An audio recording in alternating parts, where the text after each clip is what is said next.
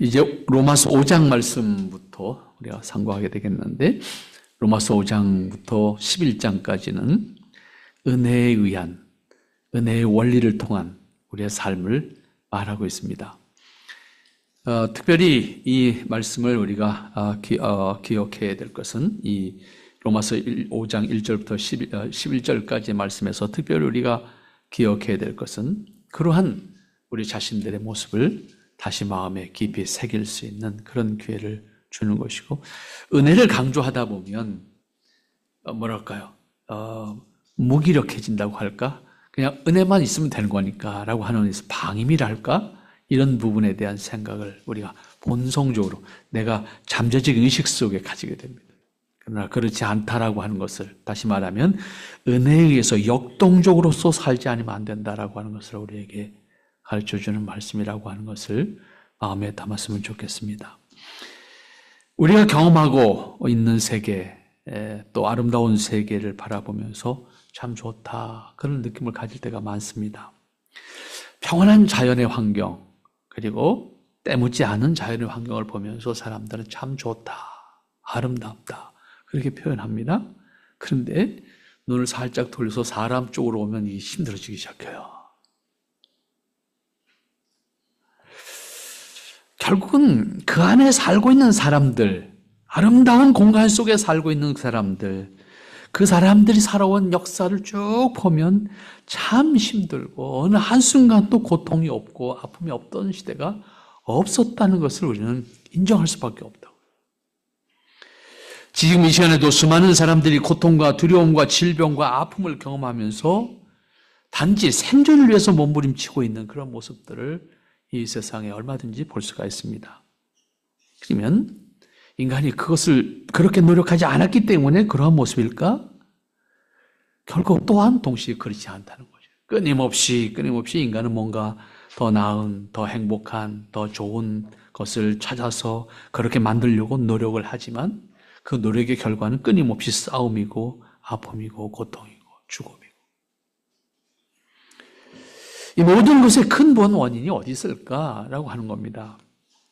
인류 역사는 단 한 번도 이러한 두려움과 고통이 없었던 적이 없다고 증명하고 있습니다. 그럼에도 당장 생존을 위한 몸부림칠 뿐 그 근본 문제에 접근하지 못하고 있는 것도 역사가 증명하고 있습니다.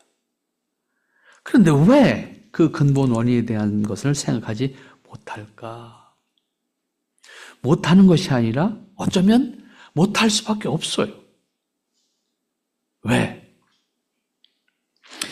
인간이 경험하고 있는 고통과 슬픔의 근본 원인을 알 수 없기 때문입니다. 단순히 살기 위해서 인간은 끊임없이 몸부림쳤을 뿐 근본적인 원인이 어디 있을까? 라고 생각하는 것이 근본 원인이 아니라 임시 방편이에요, 전부. 임시 방편으로 이렇게 하면 좋아질까, 저렇게 하면 좋아질까, 정치적인 원리로 이 정치가 좋을까, 저 정치가 좋을까, 교육의 원리로 이렇게 가르치면 더 좋을까, 저렇게 가르치면 더 나을까를 고민할 뿐인데, 이렇게 가르쳐도 결과는 글로 가고 저렇게 가르쳐도 결과는 글로 갔다는 겁니다.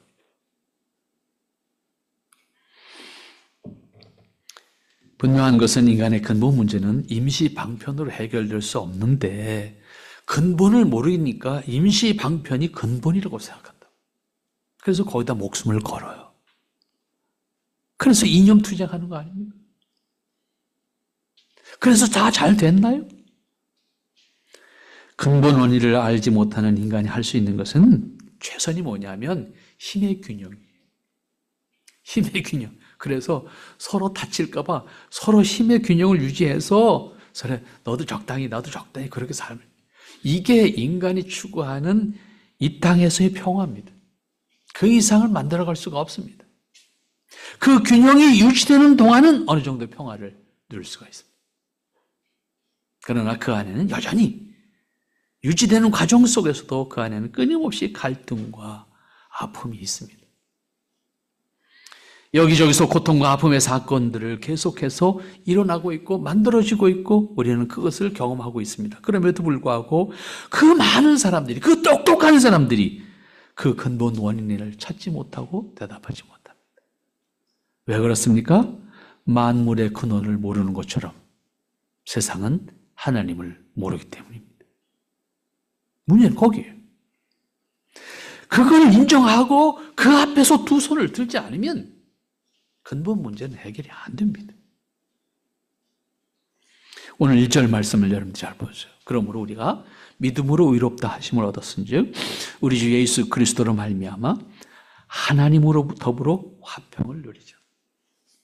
인간이 화평하지 못하는 가장 근본 출발점이 어디 있습니까? 하나님과의 관계가 단절되고 하나님과의 관계가 적대적 관계가 됐기 때문입니다. 여기서부터 출발했는데 이걸 세상이 안 인정한, 이걸 사람들이 모른다고. 이걸 덮어놓고 다른 방법, 온갖 방법을 동원해도 거기는 고통과 아픔이 있을 뿐입니다.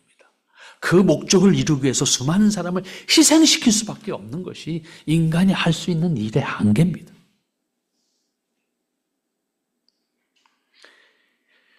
이 1절 말씀은 앞에서 말씀 인간에 대한 문제에 대한 근본적인 원인이 무엇이고 그 해결책이 무엇인지를 우리에게 깨닫게 합니다. 저 인간의 문제는 창조주 하나님을 잃어버린 것에서 시작된 겁니다. 그런데 창조도 인정하지 않고 그 하나님을 잃어버린 것도 인정하지 않고 인간이 왜 이렇게 됐는지 그 근본을 인정하지 않는 한 답은 없습니다.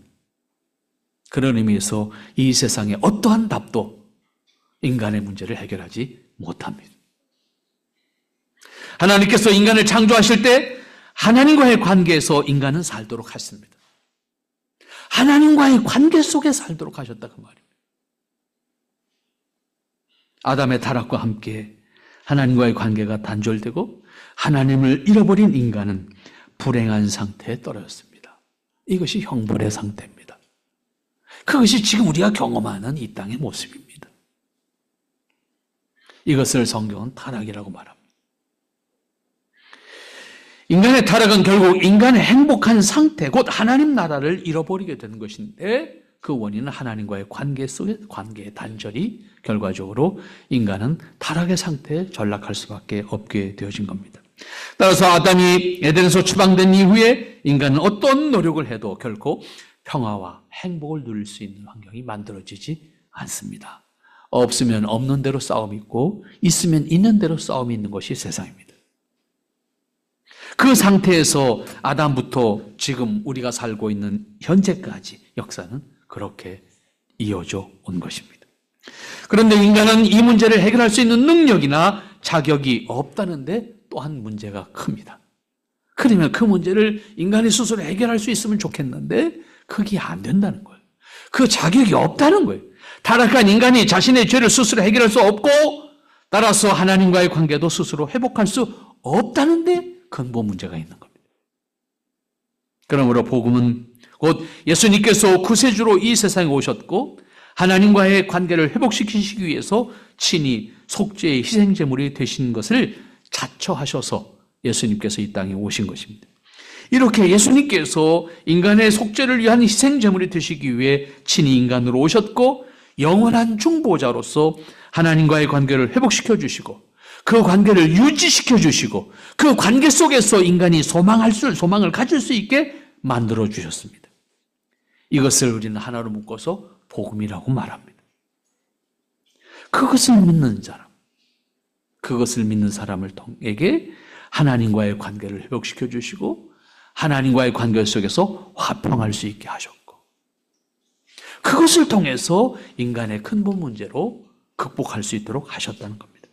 하나님은 예수님을 이 땅에 보내셔서 타락한 인간을 속죄와 함께 구원하셔서 하나님과의 관계를 회복시키시기 위한 뜻을 가지시고 친히 실천하셨습니다. 이렇게 하나님은 예수님을 구세주로 보내시면서 그 사실과 중보자로 오신 예수님을 믿음으로 예수님께서 이루어 놓으신 의를 덧입혀 주시겠다고 하는 약속을 우리에게 하신 겁니다. 이것이 기독교 신앙의 핵심입니다.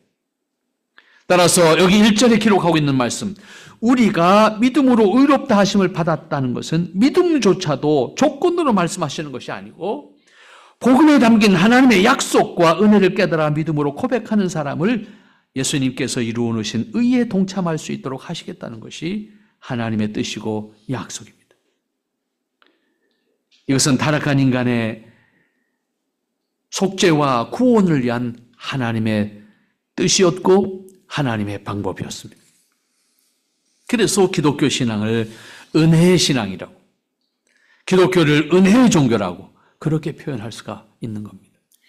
그 다음 말씀을 보시면 그러므로 우리 주 예수 그리스도로 말미암아 하나님과 화평을 누리자라고 말씀합니다. 인간의 근본 문제를 예수님을 통해서 해결하게 될 때 비로소 인간은 하나님께서 창조하실 때 인간에게 주셨던 에덴에서의 관계, 에덴에서의 삶, 에덴에서의 평화, 에덴에서의 복을 회복시켜 주셨다는 겁니다. 물론 그것은 이 땅에서 완전할 수가 없습니다. 왜냐하면 이 땅은 아직 형벌의 상태에 있는 상태이기 때문에. 완전한 에덴은 예수님께서 다시 세상에 오셔서 구원하시고자 한 모든 사람을 구원하실 때 그들에게 완전한 에덴이 허락되어 줄 것입니다. 다시 말하면 예수님의 재림과 하나님 나라의 완성을 통해서 그 에덴은 완성될 겁니다. 그때까지는 세상에 누구도 완전한 것을 누릴 수가 없습니다. 그럼에도 그리스도인으로서 예수님 안에서 하나님과 화평할 수 있다고 하면 그것과 비례해서 화평한 삶을 살 수가 있습니다. 이 땅에서도. 곧 그리스도인은 하나님과 화평할 때 사람들과의 화평이 이루어지고, 하나님과 화평할 때 내 안에서 화평이 이루어지고, 하나님과 화평하는 관계를 통해서 하나님의 뜻을 사람들과의 관계 속에서 살아가는 겁니다. 그런데 모두가 온전하고 모두가 똑같지 않기 때문에 우리의 화평이 똑같이 나누어지고 똑같이 누려지는 것은 여전히 한계 속에 있을 수밖에 없는 것이 믿음으로 사는 이 땅에서의 모습 속에 가지는 우리의 한계입니다. 그러나 이어지는 말씀 보면 그럼에도 불구하고 우리에게는 소망을 이루어가는 과정입니다.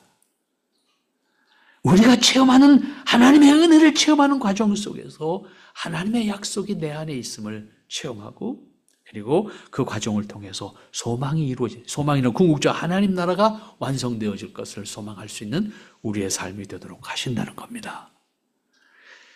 그 다음 2절 말씀을 여러분들 한번.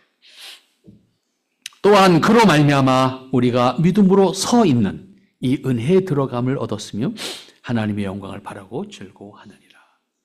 예수님을 통해서 우리가 믿음으로 서 있는 이 은혜, 하나님의 자녀라고 하는 신분으로 바뀌어진 그 은혜, 비록 완성된 하나님 나라는 아니지만 이 땅에서 에덴에 있는 상태에 서 있는 나에게 하나님의 영광을 바라고 하나님의 영광을 즐거워할 수 있는 사람으로 이 땅에 살게 하셨다라고 하는 거죠.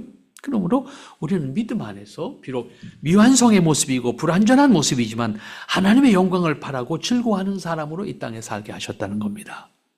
때문에 우리의 사고, 다시 말해 우리의 목적이 하나님의 영광과 하나님의 영광을 즐거워하는 것으로 우리의 목적이 바뀌어야 된다는 거예요. 이게 바뀌어지지 않으면 우리의 신앙을 수단으로 생각하는 거예요. 이게 바뀌어져야 우리의 신앙이 수단이 아닌 거예요. 내가 바라는 목적을 달성하기 위해서, 그것을 얻어가지기 위해서 우리가 신앙한다고 하면 우리의 신앙은 수단이 되고 말아요.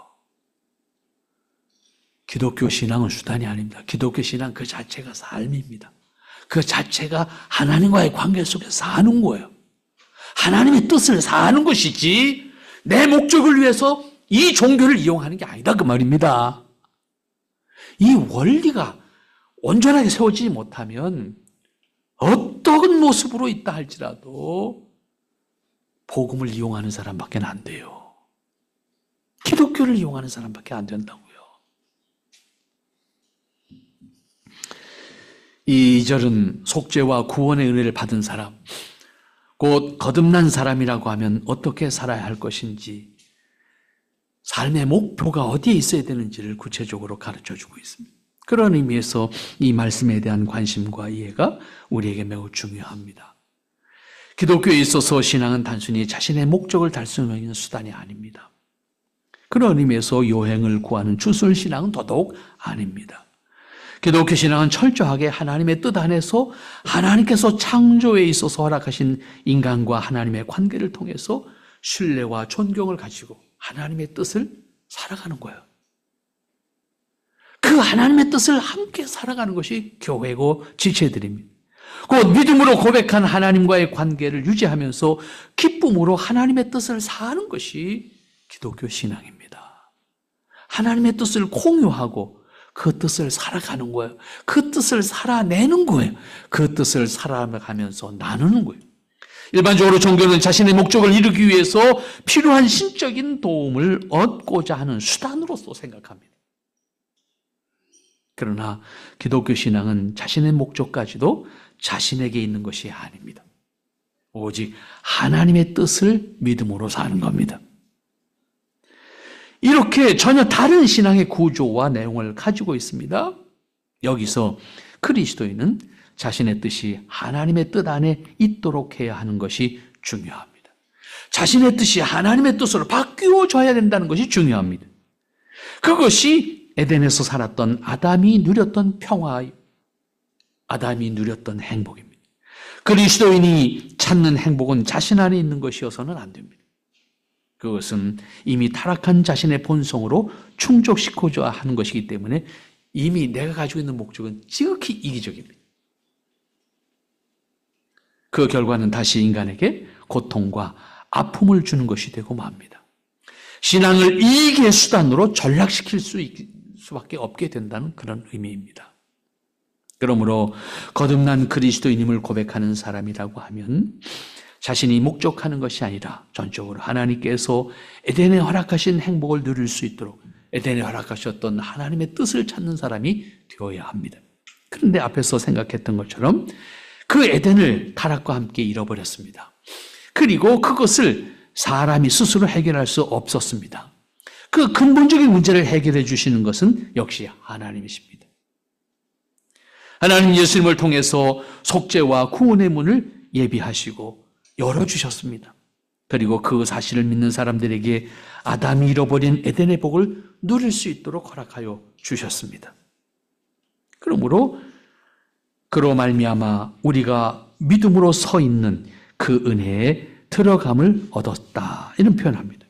여기서 중요한 것은 은혜로 말미암아 내가 서 있는, 우리가 하나님의 은혜로 말미암아 내가 서 있는 그곳, 우리가 있는 그곳, 그리스도인이 있어야 할 그곳, 그것은 결국 주님 안에 있어야 되는 것이고, 그리고 하나님께서 허락하신 화평한 관계, 하나님과의 관계 속에서 화평한 그 관계 안에 있어야 하는 것이고, 그리고 내 안에는 하나님의 뜻을 나의 목적으로 가지고 있어야 되는 것이라고 말씀을 하는 겁니다. 그리스도인은 언제 어디서도 그리스도인이어야 합니다. 동시에 하나님의 자녀로서 서 있어야 합니다. 이것은 거듭난 그리스도인이 있어야 할 곳을 가르쳐주는 것이고, 동시에 그리스도인이 구해야 하는 것이 자신의 목적이 아니라 하나님의 기뻐하심, 하나님의 기뻐하시는 뜻을 가르쳐 주시기를, 그것을 깨닫기를, 그것을 통해서 나의 목적을 분명히 구체화해 갈 수 있는 그런 사람이어야 한다는 겁니다. 이렇게 그리스도인은 언제나 자신이 있어야 될 곳을 찾아야 할 것에 대한 확신을 가지고 그 위치에서 하나님의 뜻을 살아가는 사람으로서 자신의 모습을 유지해 가야 하는 겁니다. 그러면 그리스도인은 어떻게 해야 합니까? 결국은 하나님의 영광을 바라고 즐거워하는 것을 자신의 목적으로 삼아야 한다는 겁니다. 거듭났음을 고백하는 사람이 자기 안에 확실하게 갖춰야 될 것은 하나님의 영광을 바라는 것이고 하나님의 영광을 기뻐하는 겁니다. 하나님의 영광을 내가 목표로, 하나님의 기뻐하심을 내 기뻐하심으로, 하나님의 기뻐하심과 나의 기뻐하심, 내 기쁨이 같은 것이어야 된다는 것이고, 내 목적은 하나님의 영광이 내 목적이어야 된다는 겁니다. 그것을 통해서 거듭난 사람의 삶이 있어야 된다는 거예요. 이것이 하나님의 은혜를 깨달은 사람의 모습, 하나님의 은혜로 거듭났음을 고백하는 사람의 모습이에요.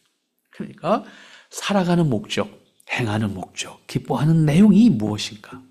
그것을 통해서 거듭난 확신에 대한 모습을 우리가 확인해 볼 수가 있을 겁니다. 우리는 우리 자신에 대해서 내 스스로가 무엇을 기뻐하고 있는가, 무엇을 목적으로 내가 행하고 있는가를 끊임없이 확인할 수가 있어야 될 것입니다. 이렇게 말하면 종교적인 관계의 인간이 신에게 노예가 되는 것이 아닌가라고 생각하게 됩니다. 일반 종교에서 생각하는 신과 인간의 관계는 노예 관계입니다. 그래서 신앙을 하면 할수록 더 매이게 됩니다. 그런데 기독교 신앙의 원리는 반대입니다. 자유합니다. 그 자유는 하나님 안에서 허락된 자유입니다. 거침이 없습니다. 왜냐하면 그리스도인의 신분을 하나님이 지켜주시기 때문에. 그러나 처음에 말씀드린 것처럼 인간의 근본적인 문제가 타락과 하나님을 잃어버린 것에 있음을 알아야 하고, 그것은 결국 하나님의 영광에 함께하는 기회와 은혜를 잃어버린 것이다라고 하는 사실을 분명히 인정해야 되고, 그 관계를 회복하는 것이 그리스도 안에서 믿음으로 말미암아 우리에게 주시는 거듭난 신분이라는 것을 기억해야 합니다. 그럼 적어도 거듭난 신분으로서 내 자신을 확인한다고 하면 우리는 하나님의 영광을 위한 것이 내 행함의 목적이어야 됩니다. 그리고 하나님이 기뻐하시는 것을 내 기쁨의 내용으로 확인할 수가 있어야 된다는 것. 그렇다고 하면 하나님의 영광과 하나님의 기뻐하심 안에 내 목적이 있다고 하면 우리는 그 안에서 자유합니다. 그러나 그것이 아니라고 하면 우리의 자유는 방탕입니다. 우리의 자유는 죄입니다.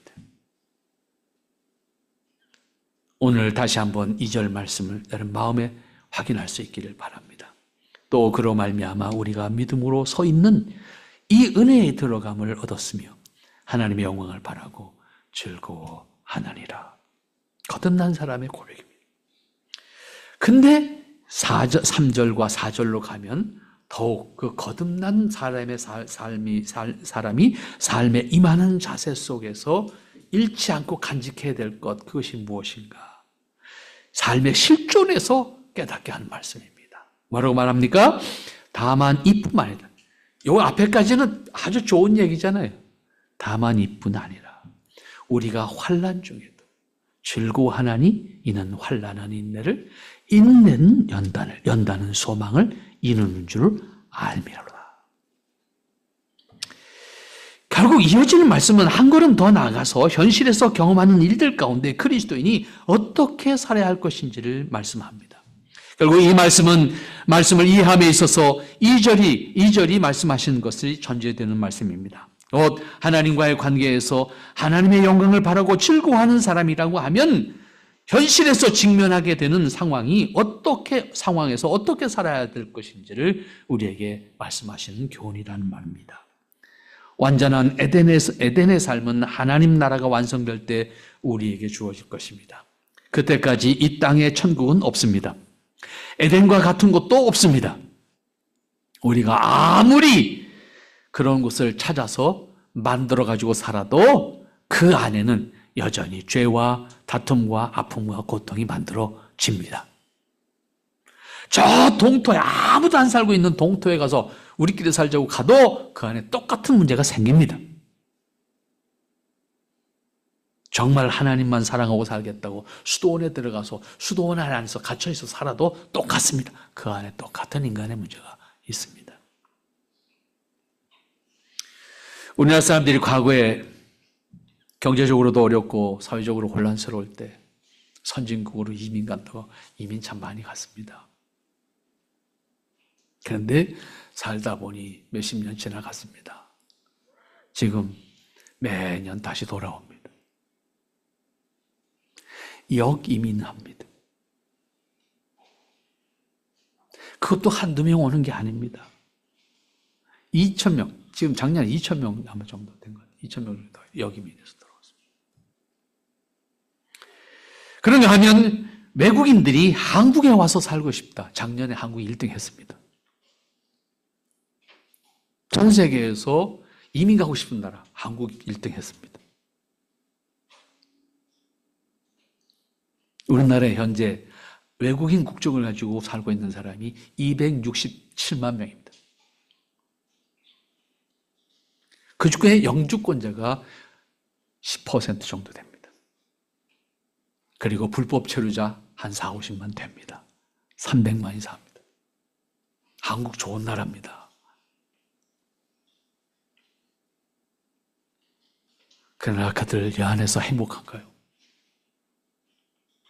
경제적으로는 좀 더 나았고 환경적으로는 훨씬 낫다고 해서 와서 죽으라고 일하겠지만 그들의 꿈은 고국에 돌아가서 뭔가 해보겠다는 거 아니겠습니까? 우리도 과거에 불과 4, 50년 전에 중동의 건설 붐을 통해서 이 나라 경제 일으켰습니다.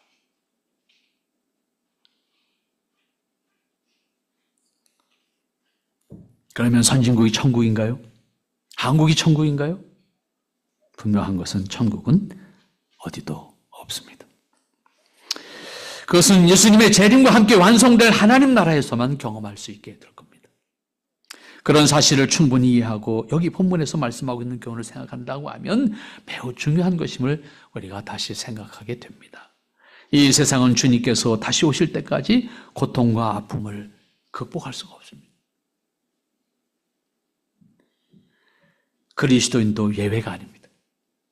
그렇지만 하나님의 영광을 바라고 즐거워하는 사람으로서 이 땅에 살 때 다른 사람들과 다르지 않은 현실을 경험하게 될 겁니다.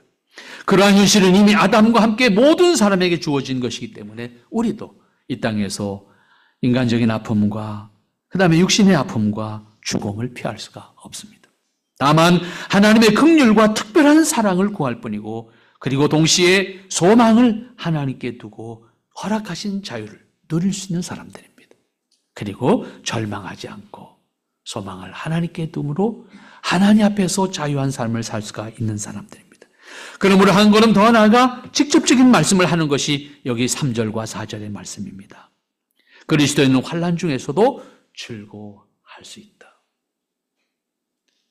이 말은 결국 환난은 똑같이 있다는 얘기잖아요. 이것은 아담 이후의 형벌을 받아들이는 것이기도 합니다.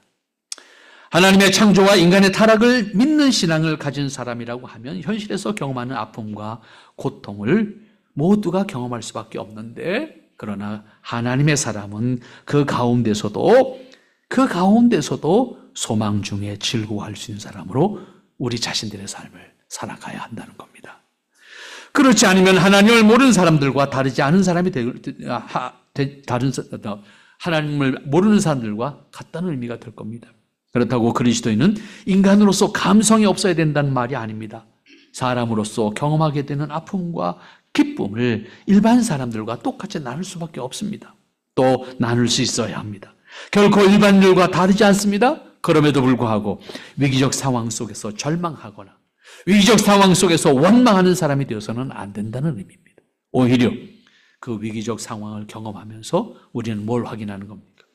하나님의 약속 안에 있는 뜻을 바라는 것이고 그것이 이루어져 감을 소망하는 겁니다.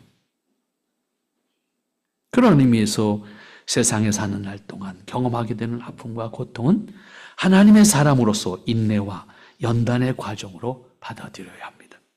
그리고 그 결과는 절망이 아니라 소망이어야 합니다. 세상에서 경험하게 되는 아픔과 고통이 일반들에게는 절망을 안겨주는 겁니다.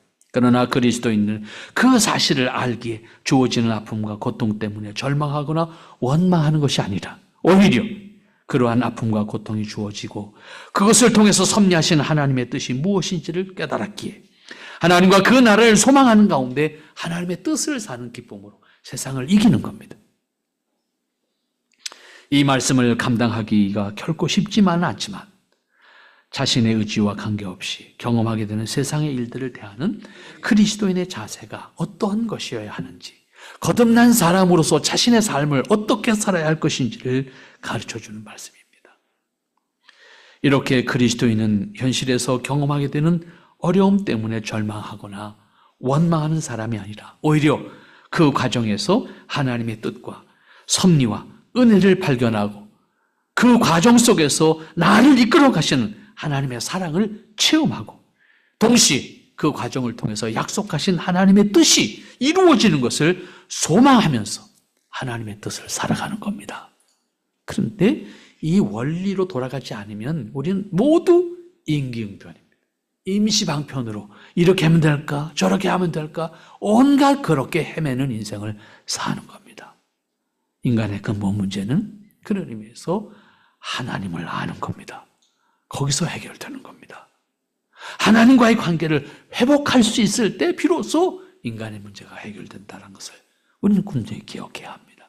그런 의미에서 우리가 자녀들에게 있어서 가장 중요한 문제가 뭐냐? 하나님을 알게 하는 거예요. 인간의 근본 문제를 알게 하는 거예요. 거기서부터 인간의 삶이 하나님 기뻐하는 모습 안에 우리가 추구하는 기쁨이 그 안에 있음을 깨닫게 되는 거예요. 세상엔 답이 없습니다. 하나님 말씀 안에만 답이 있다는 것을 분명히 기억하고 그 원리 안에서 승리할 수 있는 여러분들 되시기를 바랍니다. 기도합니다. 거룩하신 아버지 하나님 은혜를 감사합니다. 우리가 부족하고 연약하지만 하나님 우리를 인도하시고 사랑하셔서 하나님의 뜻 안에 우리를 부르셨고 세우셨고 인도하시니 감사합니다. 주의 뜻을 살 수 있는 하나님의 은혜를 살아갈 수 있는 귀하고 복된 저희들 되게 하옵소서. 주님 바라고 아름다운 모습으로 승리할 수 있도록 하나님께서 축복하시고 인도해 주시옵소서. 아버지의 사랑 안에 아버지의 은혜 안에 거하는 저희들 될 수 있도록 축복해 주시옵소서. 예수님의 이름으로 기도합나이다. 아멘.